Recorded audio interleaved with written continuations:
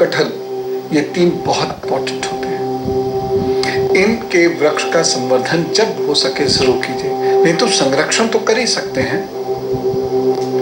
कुंभ राशि के लिए मदार, च्योंकर और कदम, ये 3 बहुत इंपॉर्टेंट होते हैं।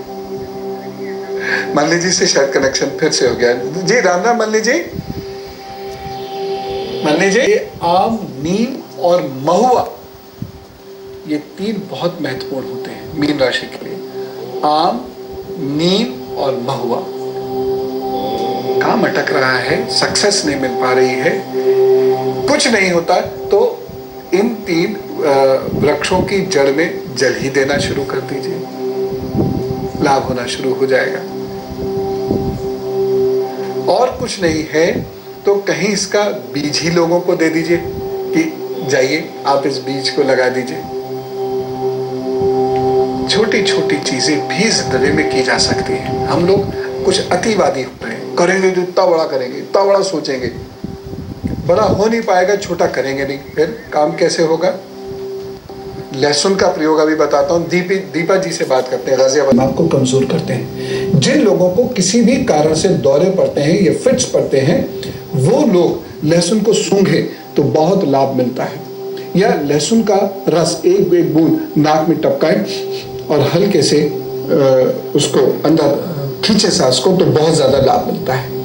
मिर्गी के रोग में भी लहसुन काम करती है, बहुत जबरदस्त काम करती है। यदि सिजर्स होते हैं, तभी जिस वक्त सिजर्स हो रहे हो तभी लहसुन को कूटकर नासिका के छिद्रों पर रख ले। ईश्वर ने चाहा तो सिजर्स एकदम आपकी डिफ्लेक्ट करेंगे, बहुत लाभ होगा। मिर्गी की जिन्हें शिकायत होती है, देखिए चिकित्सा सलाह तो लेनी ही है, लेकिन अचानक में यदि कोई परेशानी हो रही है, अचानक कोई बात हो रही है, तो लहसुन को तेल में हल्के से सेक कर खा लीजिए, फर्स्ट एड का काम करेंगे। बाकी मिर्गी की बाकायदा दवाई करना बहुत जरूरी है, ये मैं हमेशा कहता हूँ। बांस की मैं बात कर रहा था ना, बांस के बारे में बताता हूँ। सूर्य की बाधा हरता है बांस। बांस की जड़ को शरीर पर धारण करने से पिता से झगड़ा वैमनस्य दूर होता है।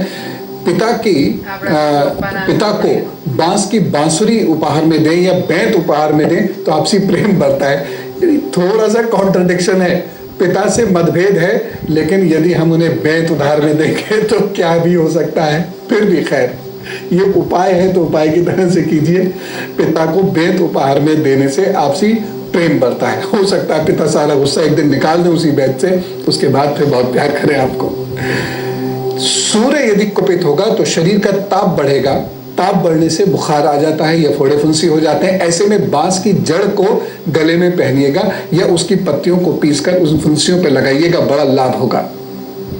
लेकिन घर में बांस नहीं जलाना है, जलने पर दूषित गैस का उत्सर्जन करता है, जिससे घर का माहौल खराब होता है, दूषित होता है तथा घर में अशांति फैलती है। इसलिए घर में बांस नहीं जलाना चाहिए।